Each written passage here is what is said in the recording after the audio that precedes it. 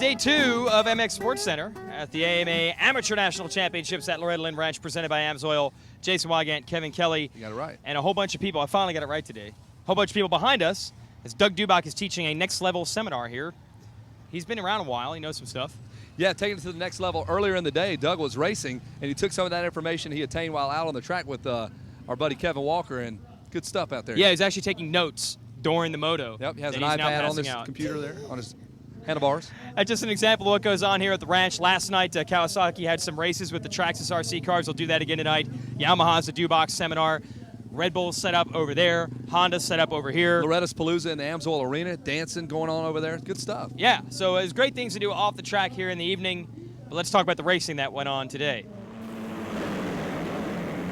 First moto we're going to cover today is the 250B modified class. Justin Bogle's already got a moto win under his belt in 450B stock. He would like another one here. But out front early, it's the Honda man, Kyle Peters. Yeah, Kyle Peters was off early, had about a 5 or 6 second lead, pretty much leaving everybody behind him, but it was Bogle who was going to have to run him down.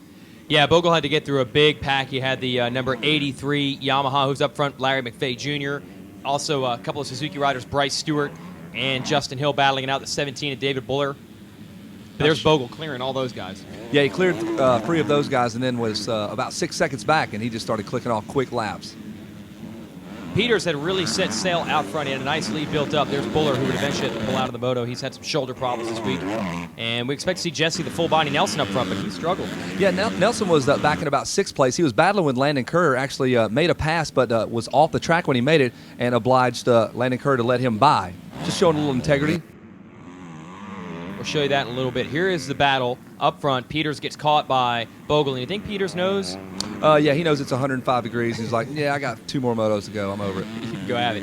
Yeah, now here is Nelson battling it out. They go into the back and take us through this. He passes him, doesn't want to pass him that way. Right, yeah, he was off the track, and that's not legal, so he knows it. So he just pulled over, let him pass him, and then he's going to go after him again the right way. So that's cool. Problem is both those guys had bad starts. Courier would end up finishing in 5th and would be 6th for Nelson, and the win would go to Bogle. Let's go racing 65, 7 to 11. This is a great race, and you'll be pretty impressed how fast these 65s can go. Out front early, you're going to have the 33 of Derek Drake and the 53 of Joey Crown, but watch out for 94, Luke Perther. Yeah, Luke Perther was all over this racetrack trying to run him down, and eventually he will roll up to the rear wheel, and what happened after that, Jason, was pretty epic. Yeah, now Crown won the first moto on the 53. Perther was second on the 94, so that set up a great battle in this one. They would leave the 33 behind just a bit, and then it would come down to a one-on-one battle. Perther's going to make up all that distance, and they went at it. Not really going at it here in this scene, but I'm sure we'll come to some other scenes that will show that. And watch Chase Sexton here on the Cobra, nailing one of the bigger jumps, a triple on the track. Here we go. Okay, here we go. This outside line's not supposed to work, but Perther in second was trying it. No, you talked about it while you were watching the race, how much more he used at the track, and probably has 5 miles more on the odometer after this moto. They were battling in the back. There's the 33 trying to keep them honest. The 33 is Drake. Nobody likes a 7-year-old liar anyway, right? Keep them honest. Yeah, that's true. Hey, wash your mouth out with soap. Battle continues for the lead. Crown versus Perther. Perther's going to use the outside going in, and then the outside going out. Try to squirt by. It's like a double negative. Here he comes again, going to come right towards us. And this track was so conducive. We talked about it yesterday. Lots of passing. You can do it all over the track.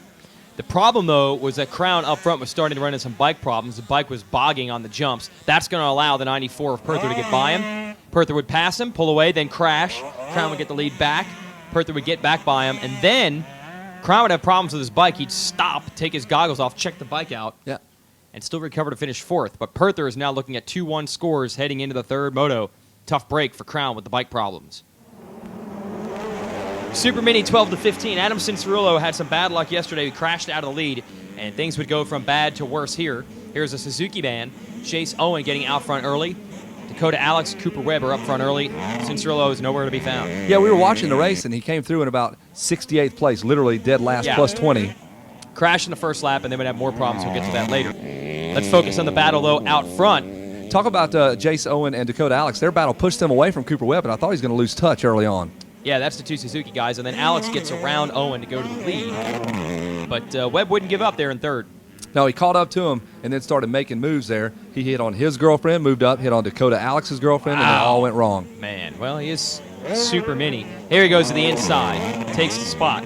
That was a move he couldn't make yesterday. No, he did. A little more tougher, a little more aggressive there after the 10 Commandments, able to make the move. There you see the gap there, and he's one of the few guys you see that. He triples after that finish line jump. It's pretty impressive for a Super Mini. Now, Alex did everything he could to keep Cooper Webb behind him. Webb had the Super Mini Class 2 victory yesterday, and here in Super Mini 1, he's going to make this move, just dance to the inside.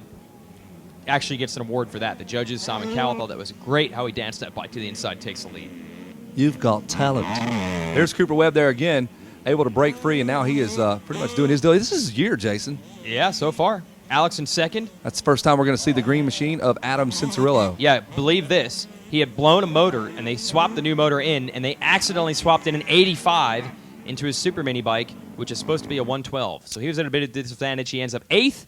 Cooper Webb has got 2 gold medals, 1 in each of the first Super Mini motos. College boy class is a really interesting mix of talent when you take ages 17 to 24 at this level, where sometimes the 17-year-olds are the hot shoes.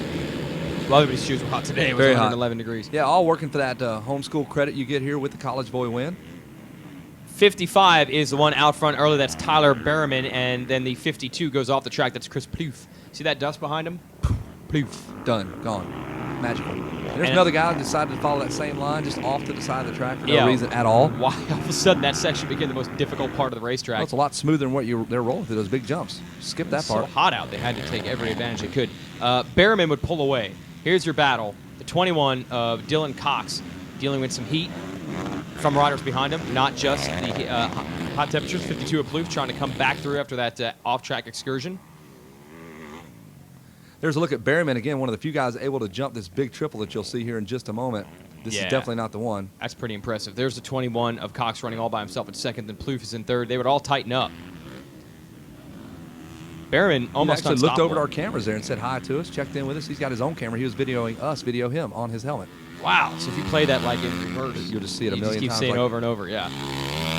Watch those guys second and third. They would keep closing and closing and closing. You also got the number 99 Kawasaki of Derek Orr and the 25 of Brandon Watkins Glenn duking it out inside the top 5. And Brock Hepler, you wonder where he's at? It's college boy class. Of course, he's back in college. Yeah, he's banged his head a few times. There's life after professional motocross, coming to get some college credit there at the technical school there. And they said, yeah, go ahead. We'll give you an GPA credit towards that. That was actually Mitch Alcorn on the number 60 Yamaha. There's that big triple Wow. that Berriman was going for. Clocked it in 179 feet. The 21 of Orr, and of Cox, and the 52 of Plouffe would close the gap. Checkered flag is out, though. Berriman holds him off with Cox, Plouffe, Alcorn, and Orr rounding out the top 5. All right, going to wrap this show up. Behind us is Cobra crowning champions in their own right? Yeah, the first champion of the week has been crowned. The MX versus ATV Reflex champion crowned right over there. And just some guys doing it for bragging rights at this point, Jason. Yeah, I think they get some stickers, and jokes on them because stickers are always free here at Loretta's. Hope you enjoyed the show. We will be back with your Day 3 coverage tomorrow, providing we don't melt, because we apparently broke the record today. Yeah, the heat index 111 degrees, but it actually was 101. So, Yeah, whatever. Heat index is... It only felt like 110. Yeah, duh. Yeah. Thanks for watching, folks. See you tomorrow.